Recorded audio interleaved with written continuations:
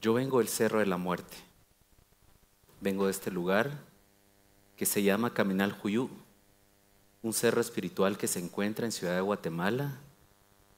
Y traigo a colación este recuerdo porque para mí, como guía espiritual o como ajij, es mi punto de inicio y mi punto de retorno. Guía espiritual es la manera en que hemos traducido la palabra ajij, pero como muchos acá sabrán, porque sé que hablan quiché, ajij sería la persona que cuenta los días o que cuenta el tiempo o que es el contador del tiempo. Esa es la tarea que nos dan, no muy fácil. Y recuerdo el cerro de Caminal Juyú porque fui varias veces a colocar mi fuego, a colocar mi candela y a tratar de pedir como sentido a lo que a mí me habían dicho como a la edad de ustedes, como entre los 15 y 17 años, me habían mencionado que yo iba a ser una ajij. Y yo para entonces no tenía mucho conocimiento de qué era eso. Incluso tuve como un poco de miedo y tenía la sensación de que algo era, como que algo no estaba bien, digamos. Tiempo después comprendí por qué sentía esas ideas y esos sentimientos negativos de ser un guía espiritual. Pero a los 17 años ni siquiera sabemos qué carrera vamos a estudiar, así que tomar una responsabilidad tan grande como la que nos toca a veces, pues no lo tenía muy claro. Pero mi historia no empieza en Caminal Juyú, en el Cerro de la Muerte. Mi historia comienza en el altiplano occidental de Guatemala, en un extremo de los Cuchumatanes. Macalajao se llama mi aldea, en el norte de Quiché. Y mi infancia tiene muchos recuerdos, pero están asociados a aromas de comida. Bueno, ahora escuchando al compañero que recoge toda la gastronomía, pues yo pienso que lo que registré en primer momento fue el maíz cocido, que la gente llama nixtamal o le llamamos nixtamal, a los aromas de los atoles. También recuerdo los tamalitos de maíz. Todo esto lo hacía mi mamá en las madrugadas. Esos son los recuerdos que tengo. Y muchos recuerdos de mi infancia son olores, texturas, la ropa, cómo huele la ropa, los cortes nuevos, los cortes lavados de mi mamá. Esos son los recuerdos que tengo de la infancia. Pero otra parte de mis memorias también ya son en la ciudad de Guatemala y son parte de mi infancia. Y esos ya no son muy agradables. Mis primeros recuerdos en Ciudad de Guatemala tienen que ver con incertidumbre, miedo. Veía que mi mamá siempre estaba muy complicada con la comida. Cuando uno es chavito no mucho le importa esas cosas, ¿verdad? Bueno, en ese tiempo no habían teléfonos, entonces no podíamos estar chateando con los amigos, no había nada. Entonces solo miraba que mi mamá estaba muy preocupada por la comida. Y también notaba que los vecinos no se sentían muy a gusto con nuestra visita, con nuestra presencia en la ciudad. Eso no lo podía explicar cuando era pequeña, solo lo notaba.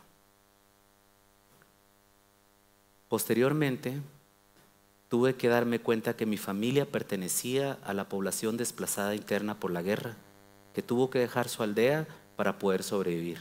Nuevamente, eso no tenía una explicación para mí, pero fue lo que nos tocó vivir. Sobrevivir en la ciudad. Y sentí que nuestra historia pasaba por mucho dolor, pero también comenzaba a nacer algo que seguramente ustedes lo han vivido, y eso se llama la nostalgia. La nostalgia es esa mezcla de recuerdos con tristeza, recuerdos con alegría también, porque hay nostalgia con alegría de cosas que pasaron y que creemos que ya no van a regresar. En medio de esa nostalgia yo empecé a sentirme también desencajado. No sé si les ha pasado a ustedes que de pronto sienten que no pertenecen a un lugar, que esta familia no es mi familia, esta comunidad no me quiere, la gente no me acepta por mi corte de pelo y mis aretes. No sé, como pasamos por esas cosas, ¿verdad? Pues yo me sentía así también.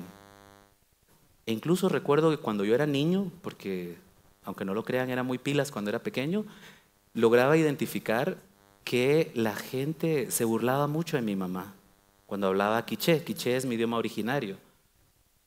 Y mi mamá no pronunciaba muy bien el español y la verdad nunca se preocupó por hablar bien el español.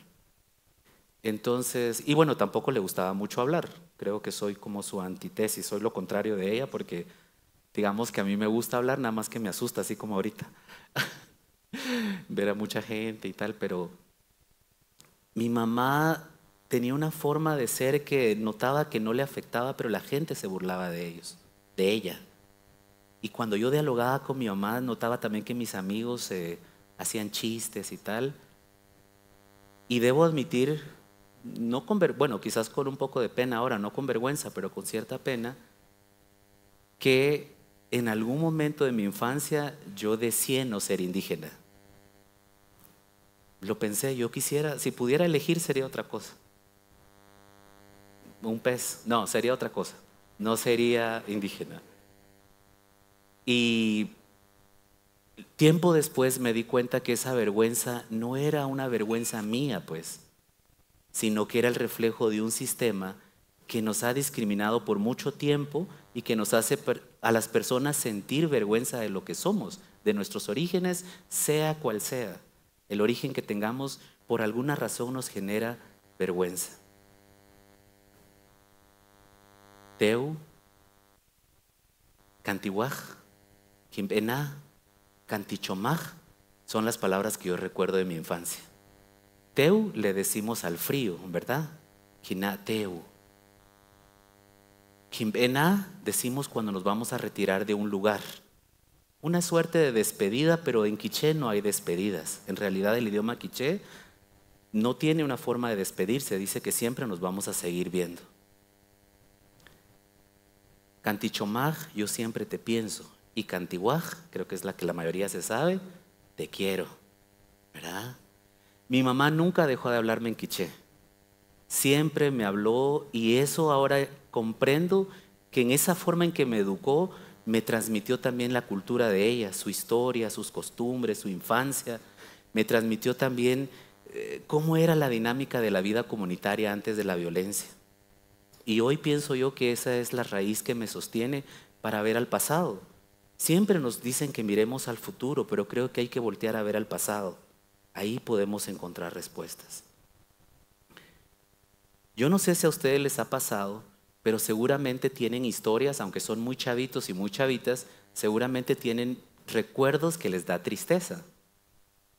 Recuerdos de vergüenza también, ¿va? Porque alguna vez hicimos alguna cosa que no estuvo bien y nuestros papás nos tuvieron que dar la reseteada, ¿va? Para comportarnos. También tenemos recuerdos de enojo, de ira, aunque son muy chavitos, seguro que ustedes los tienen. Pero yo lo que les pregunto es, ¿qué harían ahora si no hubieran pasado por todas esas cosas? ¿Qué hubiéramos hecho si no hubiéramos pasado por todas esas experiencias?